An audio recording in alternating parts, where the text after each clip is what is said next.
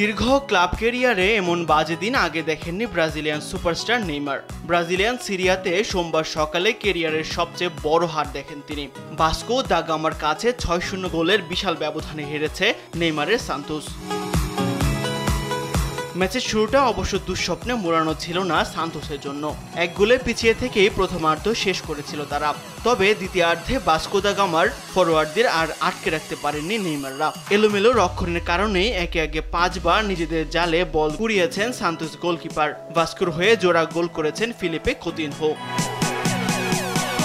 ক্যারিয়ারে এর আগে দুবার ৪-০ গোলে হারের অভিজ্ঞতা ছিল নেইমারের। এবার ৬-০ গোলের লজ্জার হারে তা ছাড়িয়ে গেল।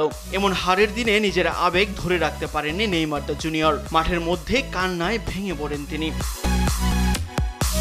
নেইমারের মতো তারকা মাঠে থাকার পরেও দলের এমন হার মানতে পারেননি সান্তোসের সমর্থকরা। ম্যাচ শেষে নেইমারের উপর ক্ষোভ চেড়েছেন তারা।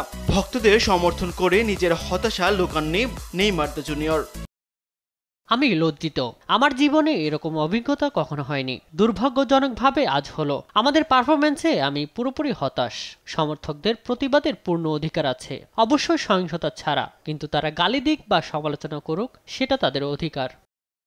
এমন হারের ঝড় বয়ে গেছে সান্তোসের প্রধান কোচ ক্লেভার জাভিয়েরের উপর দিয়েও। খেলা শেষে এক বিবৃতিতে তাকে বরখাস্তের কথাও জানিয়েছে সাও পাওলোর এই ক্লাব টিম। তাসবিহ অরুণ, স্পোর্টস ডেস্ক, দেশ টিভি।